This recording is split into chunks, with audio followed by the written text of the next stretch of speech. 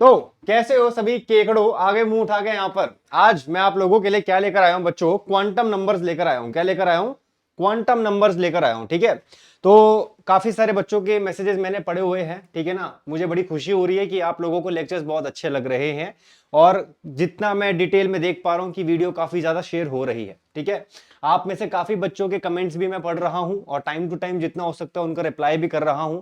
I hope बने रहिएगा, बस जितना हो सके मेरे से जितनी आसानी से समझाया जा सकता है टॉपिक मैं अपनी तरफ से समझाऊंगा। राइट, तो बच्चों अब हम इस चैप्टर में बिल्कुल एंड वाले पोर्शन पर आ चुके हैं। राइट, और आज के इस लेक्चर में क्वांटम नंबर्स को पढ़ेंगे। बच्चों लास्ट वाले लेक्चर में ऑर्बिटल्स के बारे में मैंने आप लोगों को ज्ञान दिया था। राइट, कि orbitals S P D F, तो उनके लिए बारे में याद रखना, उनकी शेप वगैरह, किसमें कितने इलेक्ट्रॉन्स आते हैं वो याद रखना है, कौन कौन सी एक्सेस पर होता है, ये सब चीजें प्लीज लास्ट वाला लेक्चर देखकर ही इसी लेक्चर पर आना, वरना नहीं आएगा समझ में। ठीक है, तो बच्चों क्वांटम नंबर्स की शुरुआत करते हैं। क्वांटम नंबर्स अब होता क्या है हमारे पास, बेसिकली ये एक एड्रेस होता है। क्या होता है? एक एड्रेस होता है कि इलेक्ट्रॉन जो है वो एटम के अंदर कहां पर है। फिर से, जैसे आप लोगों ने ऑनलाइन ऑर्डर करा कुछ, तो आप अपना वहां पर एड्रेस डालते हो। राइट, कि मेरा ये एड्रेस है, ये ऑर्डर मेरे घर पर यहां पर आना चाहिए। तो सेम टू सेम अगर आप लोगों से पूछेगा कि इलेक्ट्रॉन एटम के अंदर कहां पर है भाई, तो हम किसका इस्तेमाल करते हैं बच्चों? क्वांटम नंबर्स का इस्तेमाल करते हैं। क्लियर? तो चलो शुरू करते हैं अपना पहला क्वांटम नंबर बच्चों, जिसको बोलते हैं प्रिंसिपल क्वांटम नंबर। बच्चों लास्ट के कुछ लेक्चर्स में मैं बार बार बोलता आ रहा हूं कि हमारे पास इलेक्ट्रॉन की जो कहानी चल रही है वो कैसे चलती है, कि हमारे पास इलेक्ट्रॉन बच्चों सबसे पहले किसी ऑर्बिट में होता है। क्या होता है? किसी ऑर्बिट में होता है। उस ऑर्बिट के अंदर ही बच्चों क्या होता है? ऑर्बिटल होता है। क्या होता है? ऑर्बिटल होता है। और ऑर्बिटल के अंदर बच्चों क्या होता है? हमारे पास सब ऑर्बिटल होता है। फिर से बोल रहा हूं, सुनो। बचपन में हम लोग पढ़ते आए थे कि हमारे पास इलेक्ट्रॉन्स ऑर्बिट में होते हैं, गोल गोल रिंगा रिंगा रोजेस खेल रहे होते हैं न्यूक्लियस के अराउंड। बट जैसे ही वेव नेचर पता चला, श्रोडिंगर भाई साहब ने ऑर्बिटल्स का ज्ञान पेल दिया, तो हमको पता चला कि ऑर्बिट के अंदर ऑर्बिटल होता है और ऑर्बिटल के अंदर क्या होता है? सब ऑर्बिटल होता है। क्लियर हो रहा है? तो सबसे पहले क्वांटम नंबर पे आते हैं बच्चों, और सबसे पहला क्वांटम नंबर आता है प्रिंसिपल क्वांटम नंबर। फिर से बोल रहा हूं, एड्रेस के बारे में बात कर रहे हैं, तो प्रिंसिपल क्वांटम नंबर यह बताता है बच्चों कि इलेक्ट्रॉन कौन से ऑर्बिट में है। इलेक्ट्रॉन कौन से ऑर्बिट में है? कौन से ऑर्बिट में? क्योंकि सबसे पहले इलेक्ट्रॉन किसके अंदर होने वाला है? ऑर्बिट में होने वाला है। क्लियर है? थोड़ा सा अच्छे से लिख देते हैं, साथ ही साथ नोट्स बनाते रहना बच्चों और अच्छे से लिखना। ठीक है, जितना हो सके वीडियो को शेयर करो और अच्छे से पढ़ाई करो। अपने चाहने वालों को मैसेज कर दो कि भाई मैं पढ़ने गया हुआ हूं, बाद में बात करूंगा। तो प्रिंसिपल क्वांटम नंबर बताता है कि इलेक्ट्रॉन कौन से ऑर्बिट में है। चलो समझते हैं इसको बच्चों। जैसे सपोज करो, प्रिंसिपल क्वांटम नंबर को बच्चों हम लोग डिनोट करते हैं, क्या बोल रहा हूं मैं? प्रिंसिपल क्वांटम नंबर को हम डिनोट करते हैं एन से। किससे डिनोट करते हैं इसको? एन से डिनोट करेंगे। ठीक है, तो बच्चों अगर आपके एन की वैल्यू 1 है, तो इसका मतलब आपका इलेक्ट्रॉन जो है वो फर्स्ट ऑर्बिट में है। कहां है? फर्स्ट ऑर्बिट में। अगर एन की वैल्यू बच्चों 2 है, तो समझ में आ रहा है इलेक्ट्रॉन आपका कहां पर है? सेकेंड ऑर्बिट में। अगर बच्चों एन की वैल्यू 3 है, तो अब तो बिल्कुल ही समझ में आ गया है कि आपका इलेक्ट्रॉन है थर्ड ऑर्बिट में। और ऐसी ही ये कहानी क्या बच्चों चलती रहेगी। क्लियर हो रहा है? आओ थोड़ा सा डायग्राम से समझते हैं। मैं यहां पर इलेक्ट्रॉन का, सॉरी एटम का स्ट्रक्चर बना देता हूं थोड़ा सा, ताकि समझ में आए। ठीक है, कि हमारे पास एटम भाई साहब है, उसमें हम आज डुबकी मारने जा रहे हैं कि हमारा इलेक्ट्रॉन कहां पर है। ठीक है, तो आपको पता है मैंने क्या बोला, एन की वैल्यू अगर 1 है तो फर्स्ट ऑर्बिट में, यानी कि इलेक्ट्रॉन फर्स्ट ऑर्बिट में है। एन की वैल्यू 2 यानी सेकंड ऑर्बिट, मतलब इलेक्ट्रॉन सेकंड ऑर्बिट में है। एन की वैल्यू 3 मतलब इलेक्ट्रॉन थर्ड ऑर्बिट में, ये आपका थर्ड ऑर्बिट। तो ऑर्बिट्स जो होते हैं आप लोग बचपन में पढ़ के आ चुके हो, वही सेम टू सेम चीज है, जिनको हम के एल एम एन शेल्स बोलते थे, याद हो तो। अब हम इनको क्या बोलेंगे? नॉर्मल ऑर्बिट के नाम से बुलाएंगे, और प्रिंसिपल क्वांटम नंबर के अकॉर्डिंग इसको क्या करा जाता है बच्चों? डिनोट करा जाता है। क्लियर हो गया? शाबाश, वेरी गुड। तो बच्चों हम लोगों ने समझ लिया कि इलेक्ट्रॉन सबसे पहले किस में होता है? ऑर्बिट में होता है। अब हम इसके अगले क्वांटम नंबर पे जाते हैं, तब तक इसको फटाफट से पॉज करो और नोट डाउन करो। क्लियर है? क्लियर है जी? क्या पढ़ रहे हैं? क्वांटम नंबर्स पढ़ रहे हैं, इलेक्ट्रॉन का एड्रेस समझने की कोशिश कर रहे हैं। तो सबसे पहले इलेक्ट्रॉन ऑर्बिट में होता है। आगे बढ़े, आगे बढ़ते हैं। हमारे पास बच्चों नेक्स्ट आता है अजीमुथल क्वांटम नंबर। ठीक है बच्चों, ये क्या बताएगा? अब हम लोगों ने ये तो समझ लिया कि इलेक्ट्रॉन ऑर्बिट में था। अब ऑर्बिट के बाद इलेक्ट्रॉन कहां होने वाला है? ऑर्बिटल में होने वाला है, राइट?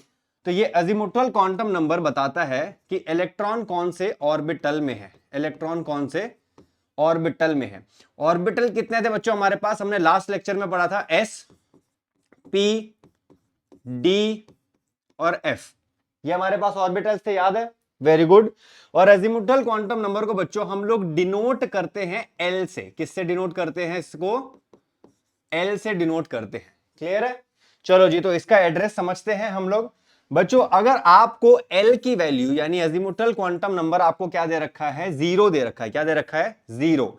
तो जीरो का मतलब है आपका इलेक्ट्रॉन एस ऑर्बिटल में है बच्चों। कहां है? एस ऑर्बिटल में। अगर एल की वैल्यू 1 तो यही कहानी जाएगी अब पी ऑर्बिटल की तरफ। ठीक है जी, आराम आराम से समझना है। एल की वैल्यू 2 पर बच्चों हमारे पास आएगा डी ऑर्बिटल, राइट? एल की वैल्यू 3 पर ये एड्रेस है, ये याद रखने पड़ेंगे आप लोगों को। ठीक है, मुंह उठा के कुछ भी दे देगा तो हमको समझ में आना चाहिए। क्लियर? एक और एक्स्ट्रा बता रहा हूं आप लोगों को, एल की वैल्यू 4 पर आता है हमारे पास जी ऑर्बिटल। क्या आता है? जी ऑर्बिटल।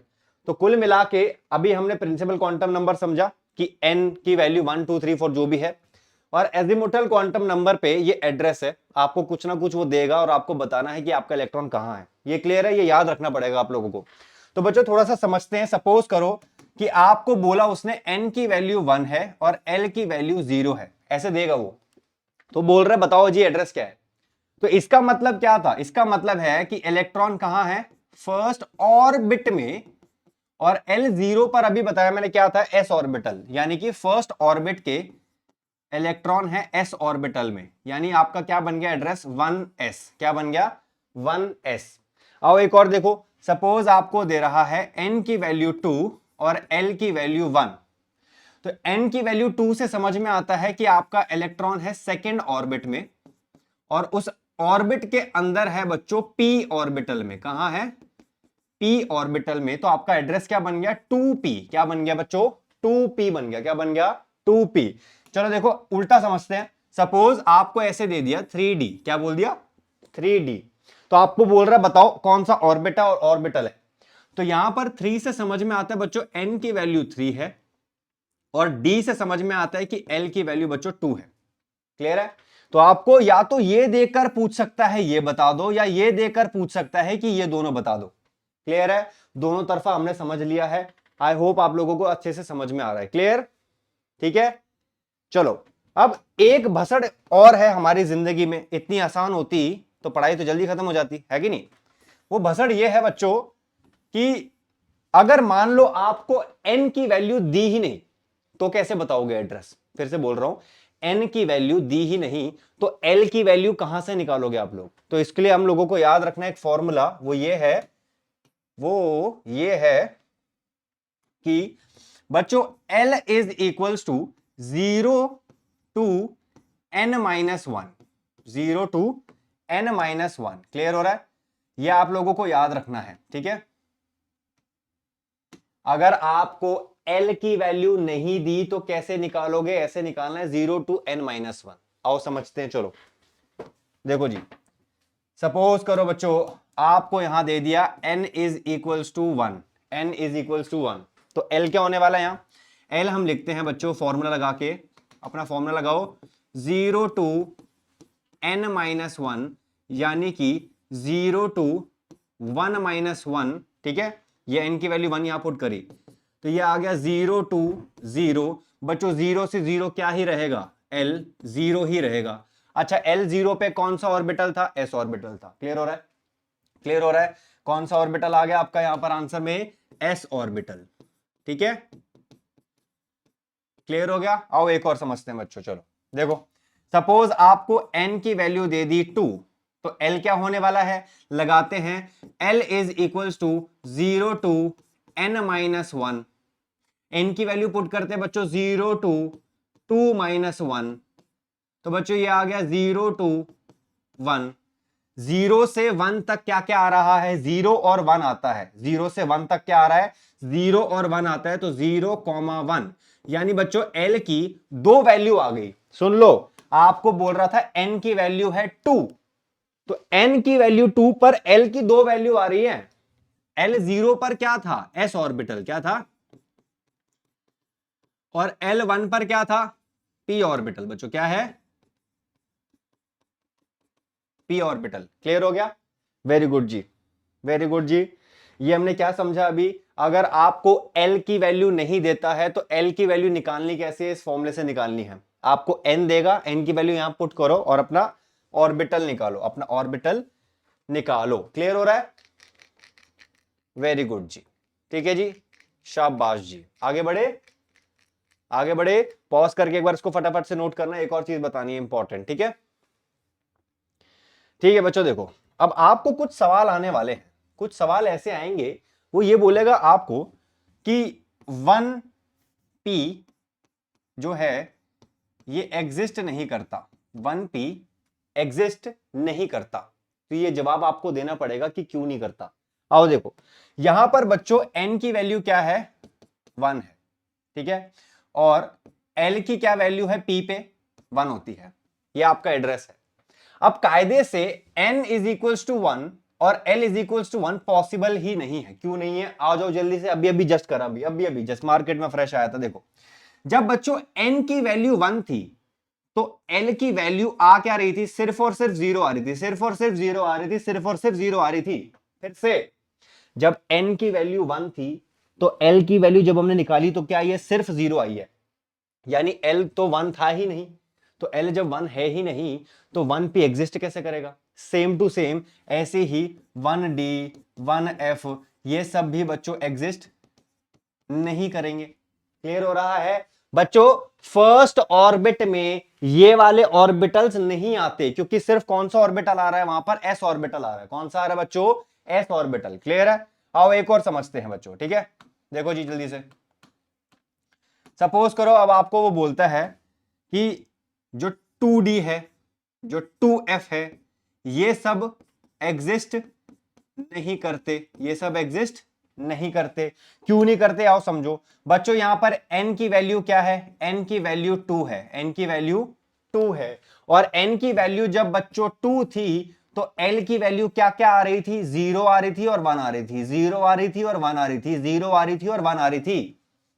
तो 0 और 1 के हिसाब से सिर्फ s और p ही अवेलेबल है, d और f अवेलेबल नहीं है, तो वो एग्जिस्ट नहीं करेंगे। क्लियर हो रहा है, वेरी गुड जी, ठीक है, पक्का। आओ एक और चीज समझते हैं अच्छे से, एक फाइनल फाइनल आउटकम समझते हैं बढ़िया सा, ठीक है।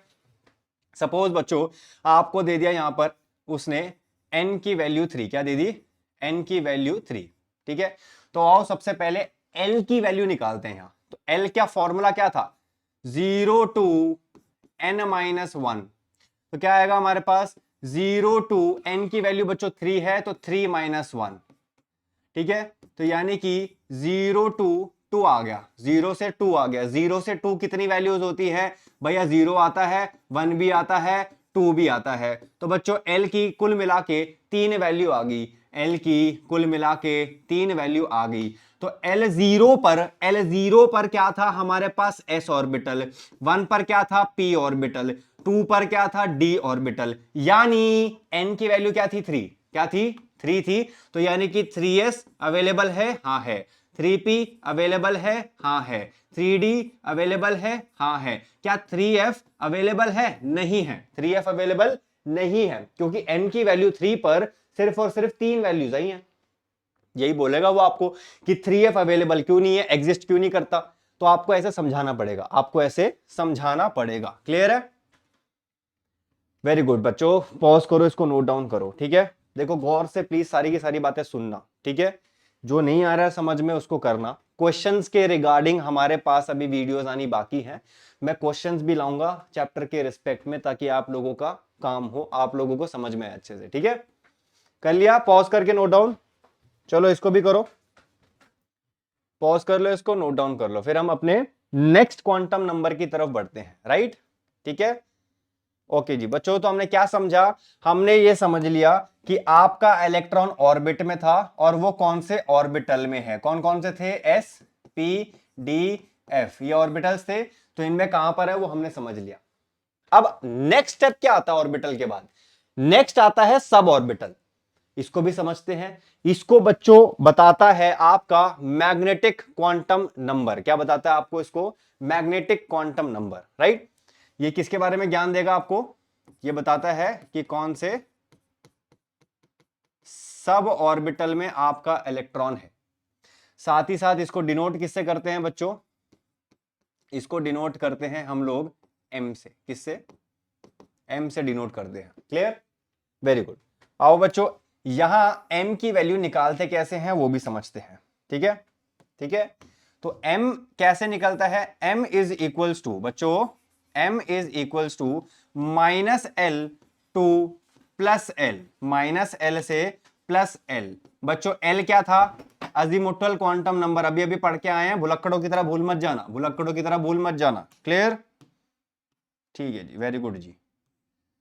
तो ऑर्बिटल का ज्ञान लेने के बाद अब हम आ चुके हैं अपने सब ऑर्बिटल पे। ठीक है, आओ बच्चों शुरुआत करते हैं अपनी। सबसे पहला मान लेते हैं कि आपके पास एल दे रखा है 0। क्या दे रखा है? 0। और बच्चों एल जब 0 था, एल जब 0 था तो कौन सा ऑर्बिटल था? S orbital. एल 0 पे एस ऑर्बिटल था। ठीक है, तो एल 0 पे एस ऑर्बिटल है, इसको यहां लिख देता हूं मैं, एस ऑर्बिटल। अब हमको ढूंढना है कि इसमें सब ऑर्बिटल है कि नहीं है। ठीक है, तो आओ इसकी m की वैल्यू निकालते हैं। तो m की वैल्यू क्या होती है? Minus L to plus L, यानी -0 से +0। ऐसा तो कुछ होता ही नहीं, तो हम क्या करेंगे? सिंपल वैल्यू क्या है? ये 0। यानी बच्चों s ऑर्बिटल में कोई सब ऑर्बिटल है ही नहीं। s ऑर्बिटल में सब ऑर्बिटल कोई है ही नहीं। क्लियर? क्लियर है? तो क्या लिखेंगे यहां? नो सब ऑर्बिटल इन s ऑर्बिटल। यानी अगर आपका इलेक्ट्रॉन s ऑर्बिटल में है तो बस वो वही है, उसके अंदर और कुछ नहीं है, उसके अंदर और कुछ नहीं है, सिर्फ s ऑर्बिटल है, बात खत्म। ठीक है, क्लियर है? आओ बच्चों और देखते हैं केसेस थोड़े से, फिर हम एक फाइनल बढ़िया सा आउटकम देंगे। ठीक है, चलो आओ। सपोज करो अब आपकी l की वैल्यू बच्चों दे रखी है 1। क्या दे दी? 1। तो L1 पर क्या होने वाला? अब यहां पर p ऑर्बिटल। क्या होगा? p orbital. अब समझते हैं कि p ऑर्बिटल के अंदर सब ऑर्बिटल कितने होते हैं। तो आओ निकालते हैं। m इज इक्वल्स टू बच्चों हमको पता है -L टू प्लस एल। तो क्या है यहां पर? l की वैल्यू 1 है, तो -1 टू +1। -1 से +1 कितनी वैल्यूज हैं बच्चों? -1 आता है, 0 आता है और +1 आता है। क्लियर हो रहा है? ठीक है जी। तो m की कुल मिला के कितनी वैल्यूज आ गई बच्चों? 3 वैल्यू आ गई। इसका मतलब p ऑर्बिटल में 3 डब्बे होते हैं। ऑर्बिटल वाला लेक्चर देखकर आ जाना, ऑर्बिटल वाला लेक्चर देखकर आ जाना। ठीक है, आओ जी समझते हैं। p ऑर्बिटल में बच्चों कितने डब्बे थे? 3 डब्बे थे, याद हो तो।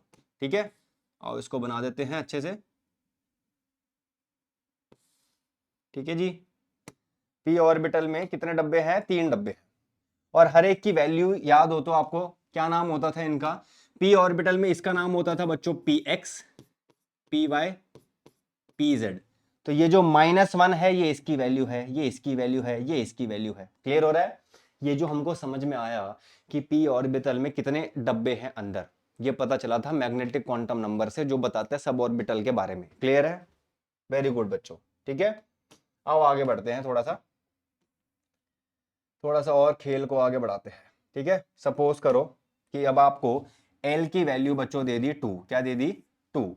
तो बच्चों L2 पर क्या होता था हमारे पास? d orbital. क्या होता था? d orbital. कुछ कुछ याद आ रहा है? जो बच्चे देख कर आए हैं लास्ट लेक्चर, d ऑर्बिटल में बच्चों कितने डब्बे होते थे? 5 डब्बे होते थे। तो इसकी m की वैल्यू 5 आएंगी टोटल। आओ देखते हैं कैसे। चलो अगर हम निकालते हैं m is equals to -L2 plus L, -L2 plus L, तो क्या क्या आएगा? -2 से +2, ये वैल्यू पुट करी एल की हमने यहां। तो -2 से +2 बच्चों कितनी टोटल वैल्यूज आती है? -2 आएगी, -1 आएगी, 0 आएगी, +1 आएगी, +2 आएगी। क्लियर हो रहा है? तो कुल मिला के बच्चों m की कितनी वैल्यूज आई हैं? m की आई है 5 वैल्यू। कितनी आई है? 5 वैल्यू, यानी कि d ऑर्बिटल में डब्बे कितने होने वाले? 5 डब्बे। d ऑर्बिटल में डब्बे कितने होने वाले? 5 डब्बे। d ऑर्बिटल में डब्बे कितने होने वाले हैं? 5 डब्बे। ठीक है, बना लेते हैं चलो।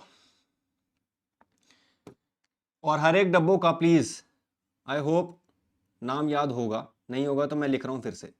ठीक है, हर चीज इंपॉर्टेंट है, तो हर चीज अच्छे से समझनी जरूरी है। देखो ये पूरा का पूरा डी ऑर्बिटल है, 5 डब्बे आए हैं, क्योंकि कुल मिला के कितनी वैल्यूज थी बच्चों हमारे पास? 5 वैल्यू थी। कितनी वैल्यू थी? 5 वैल्यू। हर एक का नाम क्या था? इसका था डी एक्स वाई, इसका था डी वाई जेड, इसका था डी जेड एक्स, इसका था D X square minus Y square, और इसका था डी जेड स्क्वेयर। ठीक है, ओ ठीक है नाराव को, क्लियर हो गया? ठीक है, क्या समझा आज के हमने इस लेक्चर में? हमने ये समझा कि इलेक्ट्रॉन एटम के अंदर कहाँ होता है। भेजे में अगर नहीं गया है तो फिर से देखना इसको आराम से। ठीक है,